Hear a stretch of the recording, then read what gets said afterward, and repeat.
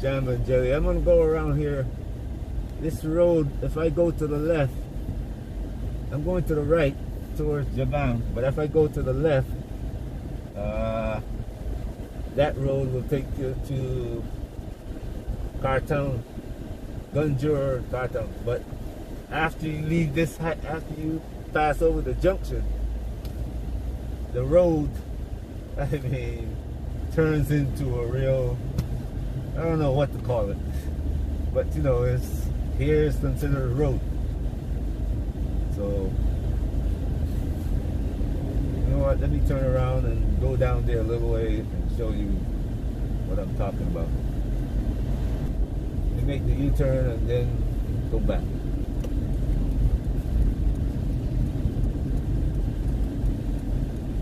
Instead of going this way.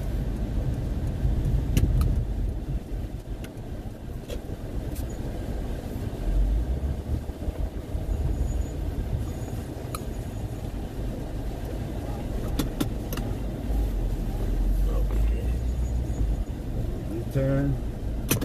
This road is a very good road. You can see on the side, they set side space for parking for the gilly-gillies, which is very good in my opinion. I like this. I like what they've done. But some areas, most areas, you don't see that. Most areas, you don't see that.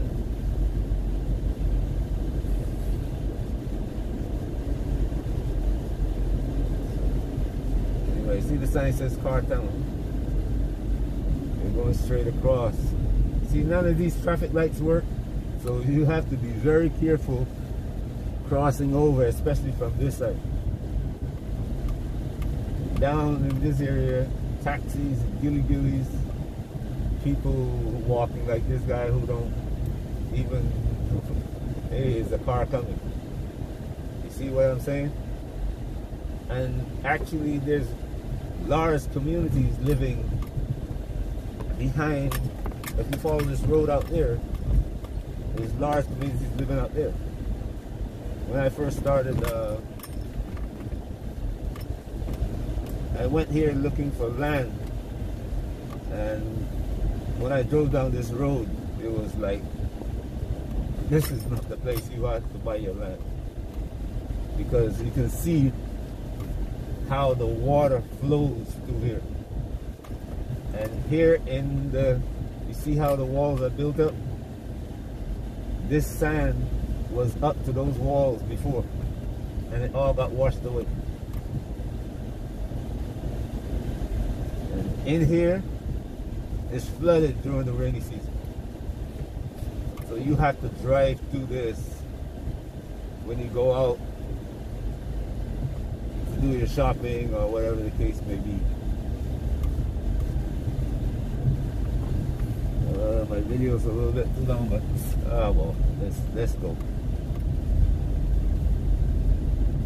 Let's go for a little way back, so you can see that road that we were on turns into this road.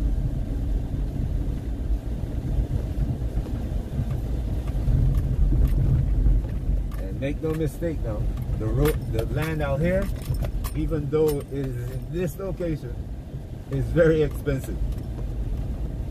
And what has happened is that a lot of foreigners bought land out here without seeing the land until they got here. And realizing that this is the condition of the road.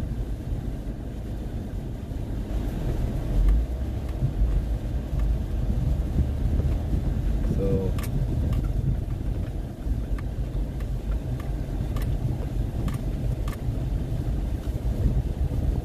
you have to make that decision.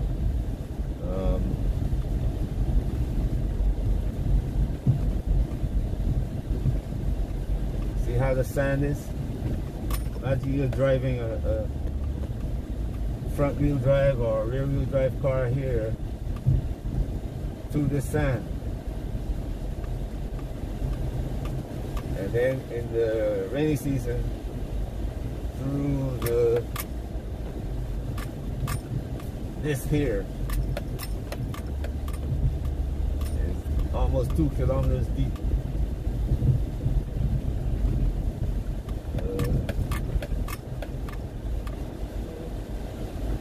Anyway, you're gonna turn around here. You're not gonna go further.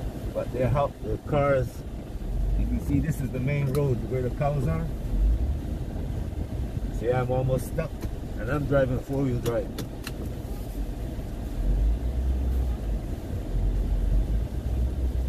The sand is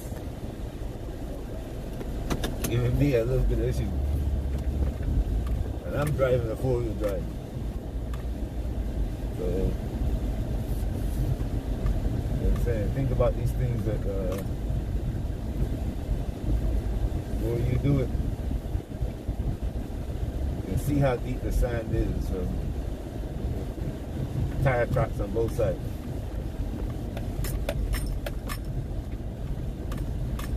If somebody offer you to buy land in the Gambia, make sure you come to look at it first. You know, you may have a friend that lived there, but still, you come and look at the land first.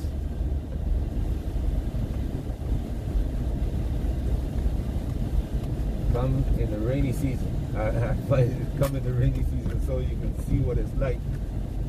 Because when you build your house now, you can't take up your house and move it.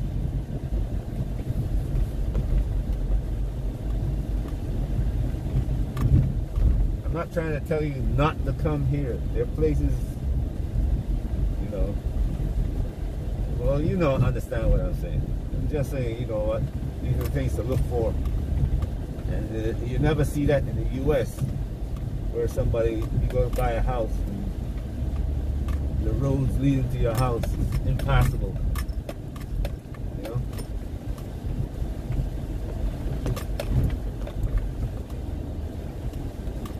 So, I'm not only talking about the U.S. Barbados, a small island, Jamaica, you know? The road might be small, but there is a road there. And most of the time it's paved, unless you live in a mountain. And then if you live in the mountains, really, a lot of people don't come down from the mountain because they grow everything up there. There are villages up there that you don't have to leave. You're born there, may never leave. Every place I've been is like that.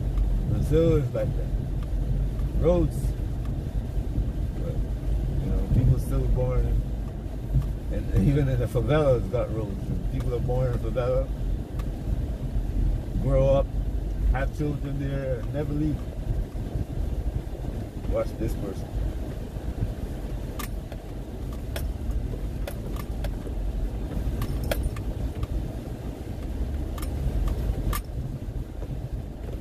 But here in Gambia, everything is on the move right now. And I mean, it's going faster than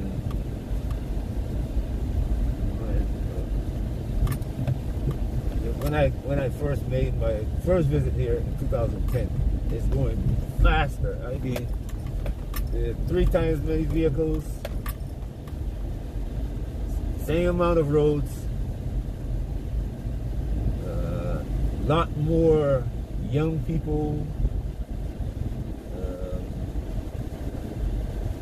Not as many people from other countries living here now as was before.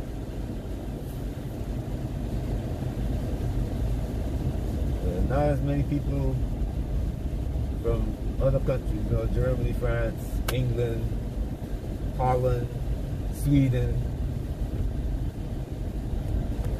Not as many of those people living here now as there were before.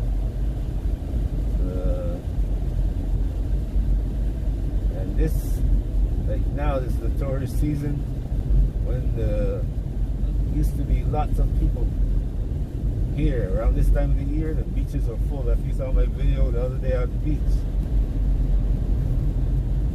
I saw what, probably about 10 Caucasians.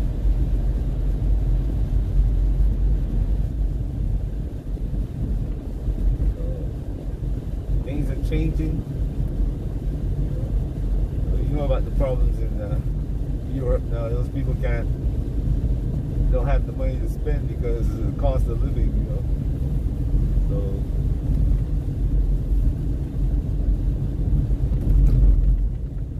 Gambia is growing up.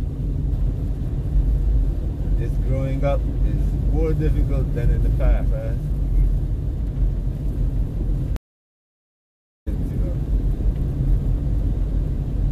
I wasn't here at Independence, but this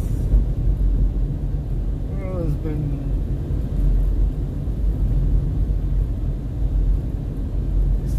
the changes now haven't been seen, I would say, since in this area since World War II.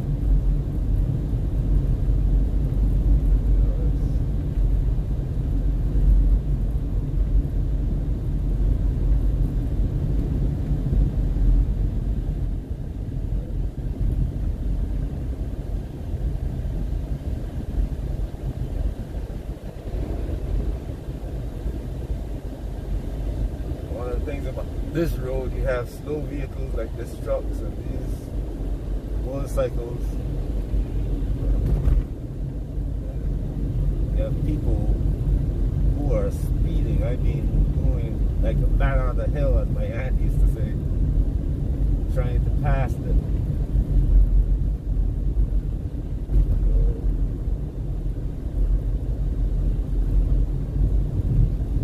A lot of people from the U.S. Decided, you know, I'm moving to Africa, and they chose Gambia, moving to this area.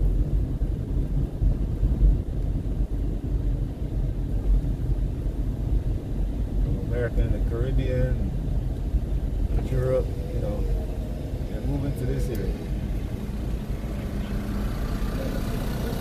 Anyway.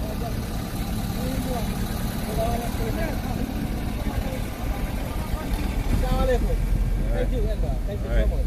All right. Have a great day, man. Okay, now, well, video is a little bit long. Wow. We're gonna probably have to make 2 videos out of this one. So, that firewood. Watch this lady crossing the road.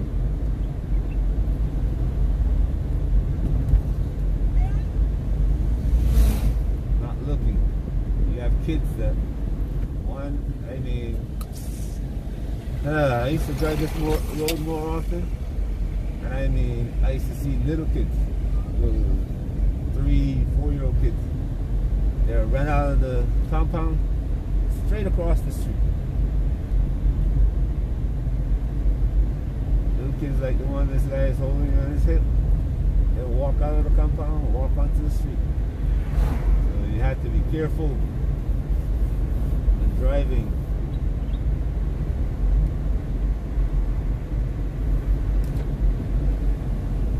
Very careful when driving.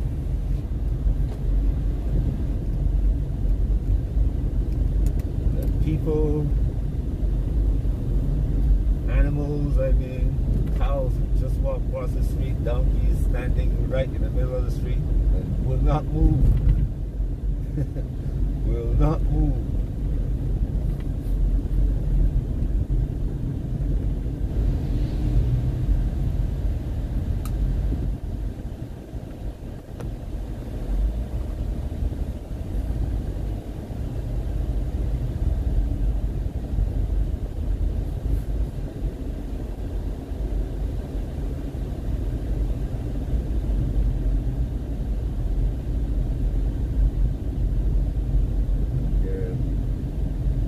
Pedestrians all the time crossing the street.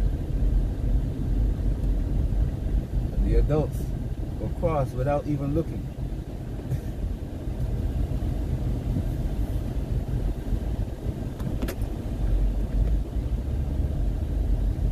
I remember once I stopped and this guy didn't see me until he was standing right in front of my car, and then he said sorry. I had to look at him and say, you know you can't harm this car, right? And he smiles with me.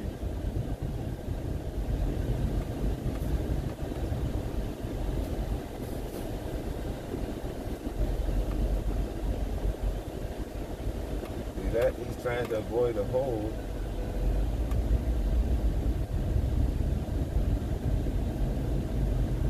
Trying to beat me. I'm sitting right in front of the hole and he's trying to come in the other side, trying to beat me across the hole. So that's the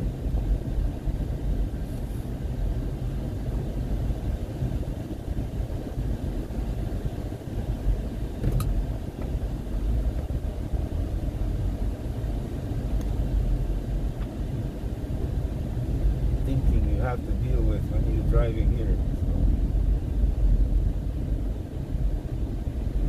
So take your time when you're driving, and you'll learn. I don't know, probably about 6 months, a year or so, you'll pick up all the things that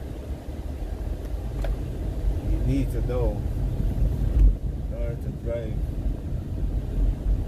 safely.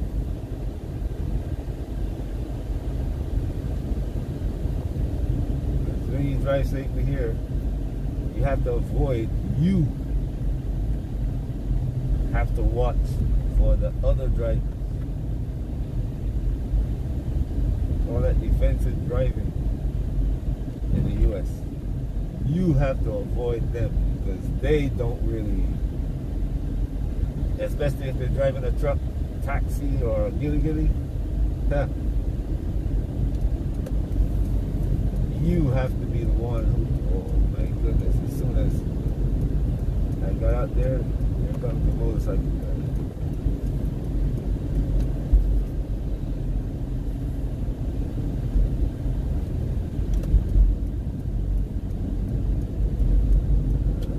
Just last week, I was driving down by Kanji, and I was passing a truck just like that. And the truck driver pulled into the opposing lane, blocking me from passing. Just no reason whatsoever.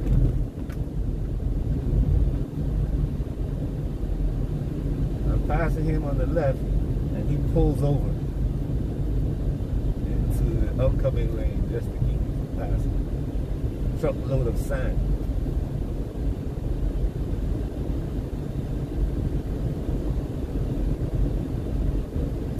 Anyway, yeah, I'll make 2 videos out of this one.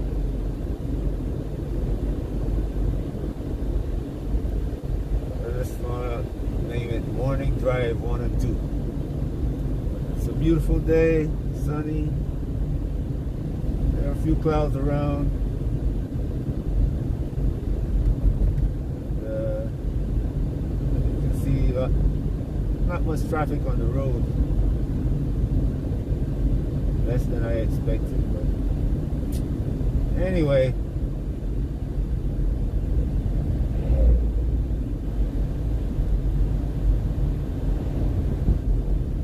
have a great day wherever you are. Peace.